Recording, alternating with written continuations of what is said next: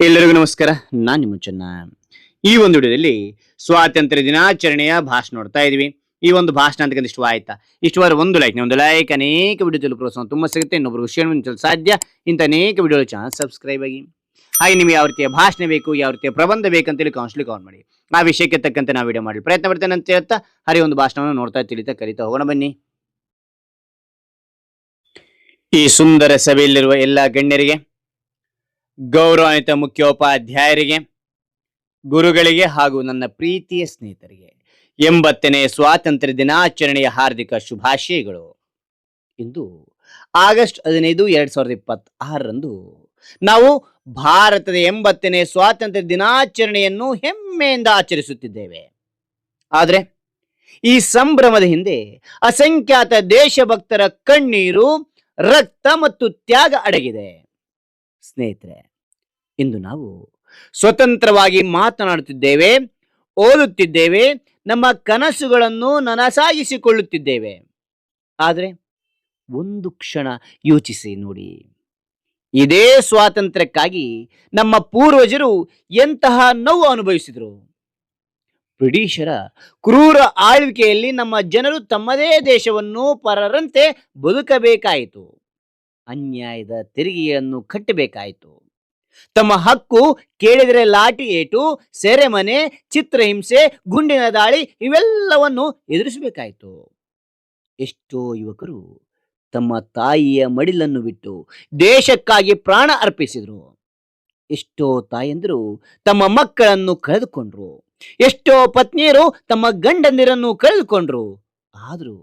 ಆದ್ರೂ ಯಾರು ಹಿಂದೆ ಸರಿಯಲಿಲ್ಲ. ಏಕೆಂದ್ರೆ ಅವರ ಕನಸು ಒಂದೇ, ನನ್ನ ಭಾರತ ಸ್ವತಂತ್ರವಾಗಬೇಕು, ನನ್ನ ಭಾರತ ಸ್ವತಂತ್ರವಾಗಬೇಕು. ಭಗತ್ ಸಿಂಗ್ ಕೇವಲ 23ನೇ ವಯಸ್ಸಿನಲ್ಲಿ ದೇಶಕ್ಕಾಗಿ ನಗುತ್ತಲೇ ಗಲ್ಲಿಗೇರಿದರು. ನೇತಾಜಿ ಸುಭಾಷ್ ಚಂದ್ರ ಬೋಸ್, ನನಗೆ ನಿಮ್ಮ ರಕ್ತ ಕೊಡಿ, ನಾನು ನಿಮಗೆ ಸ್ವಾತಂತ್ರ್ಯ ಕೊಡುತ್ತೇನೆ, ನನಗೆ ನಿಮ್ಮ ರಕ್ತ ಕೊಡಿ, ನಾನು ನಿಮಗೆ ಸ್ವಾತಂತ್ರ್ಯ ಕೊಡುತ್ತೇನೆ ಎಂದು ಕರೆ ನೀಡಿದರು. ಮಹಾತ್ಮ ಗಾಂಧೀಜಿ ಅಹಿಂಸೆಯ ಮಾರ್ಗದಲ್ಲಿ ದೇಶವನ್ನು ಒಗ್ಗೂಡಿಸಿದರು. ಚಂದ್ರಶೇಖರ್ ಆಜಾದ್ ಕೊನೆಯ ಉಸಿರಿನವರೆಗೂ ಬ್ರಿಟಿಷರಿಗೆ ಶರಣಾಗಲಿಲ್ಲ. ಕರ್ನಾಟಕದ ಹೆಮ್ಮೆಯ ಕಿತ್ತೂರು ರಾಣಿ ಚೆನ್ನಮ್ಮ, ಸಂಗೊಳ್ಳಿ ರಾಯಣ್ಣ ಮತ್ತು ರಾಣಿ ಅಬ್ಬಕ್ಕ ಅವರು ಕೂಡ ವಿದೇಶಿ ಆಳ್ವಿಕೆಯ ಧೈರ್ಯದಿಂದ ಸವಾಲು ಹಾಕಿ ದೇಶಭಕ್ತರಿಗೆ ಮಾದರಿಯಾದರು. ಸ್ನೇಹಿತರೆ, ಅವರು ನಮಗೆ ಹಣ, ಆಸ್ತಿ ಬಿಟ್ಟು ಹೋಗಲಿಲ್ಲ. ಸ್ವಾತಂತ್ರ್ಯ ಎಂಬ ಅಮೂಲ್ಯ ಉಡುಗೊರೆಯನ್ನು ಕೊಟ್ಟು ಹೋದರು. ಆ ಉಡುಗೊರೆಯ ಮೌಲ್ಯವನ್ನು ನಾವು ಅರಿತು ದೇಶವನ್ನು ಪ್ರೀತಿಸುವುದು, ಕಾನೂನು ಪಾಲಿಸುವುದು, ಪರಿಸರವನ್ನು ಕಾಪಾಡುವುದು ಮತ್ತು ಒಳ್ಳೆಯ ನಾಗರಿಕರಾಗುವುದು ನಮ್ಮ ಕರ್ತವ್ಯ. ನಮ್ಮ ಭಾರತ ಮಾತೆಯ ಈ ಪವಿತ್ರ ಜನ್ಮದಿನದಂದು ನಾವು ಒಂದು ಸಂಕಲ್ಪ ಮಾಡೋಣ. ನಮ್ಮ ದೇಶದ ಏಕತೆ, ಸಮಗ್ರತೆ ಮತ್ತು ಅಭಿವೃದ್ಧಿಗಾಗಿ ಸದಾ ದುಡಿಯೋಣ. ದೇಶಕ್ಕಾಗಿ ಜೀವತ್ಯಾಗ ಮಾಡಿದ ವೀರರ ಕನಸಿನ ಭಾರತವನ್ನು ನಿರ್ಮಿಸೋಣ.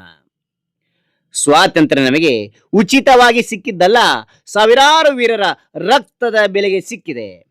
ಆ ತ್ಯಾಗವನ್ನು ಎಂದಿಗೂ ಮರೆಯದಿರೋಣ. ಭಾರತ ಮಾತೆಯ ಗೌರವವನ್ನು ಸದಾ ಎತ್ತಿ ಹಿಡಿಯೋಣ ಎಂದು ತಿಳಿಸಿ ಮಾತನಾಡಲು ಅವಕಾಶ ಕಲ್ಪಿಸಿದ ಪ್ರತಿಯೊಬ್ಬರಿಗೂ ನನ್ನ ಹೃದಯಪೂರ್ವಕ ನಮಸ್ಕಾರಗಳು. ಜೈ ಹಿಂದ್, ಜೈ ಭಾರತ್ ಮಾತೆ, ಜೈ ಕರ್ನಾಟಕ ಮಾತೆ. ಹಾಗಾದ್ರೆ ಈ ಒಂದು ಭಾಷಣ ಅಂತಕ್ಕಂಥ ಇಷ್ಟವಾಯ್ತಾ? ಇಷ್ಟವಾದ್ರೆ ಒಂದು ಲೈಕ್ ಅನೇಕ ವಿಡಿಯೋ ಪ್ರೋತ್ಸಾಹ ತುಂಬ ಸಿಗುತ್ತೆ. ಇನ್ನೊಬ್ರಿಗೂ ಶೇರ್ ಮಾಡಲು ಸಾಧ್ಯ. ಇಂಥ ಅನೇಕ ವಿಡಿಯೋ ಚಾನಲ್ ಸಬ್ಸ್ಕ್ರೈಬ್ ಆಗಿ. ಮತ್ತೊಂದು ಹೊಸ ವಿಷಯದೊಂದಿಗೆ ಮತ್ತೊಂದು ಹೊಸ ವಿಡಿಯೋದಿಂದ ಭೇಟಿ ಆಗ್ತಾನೆ. Thank you for watching. Bye ಮಕ್ಕಳೇ.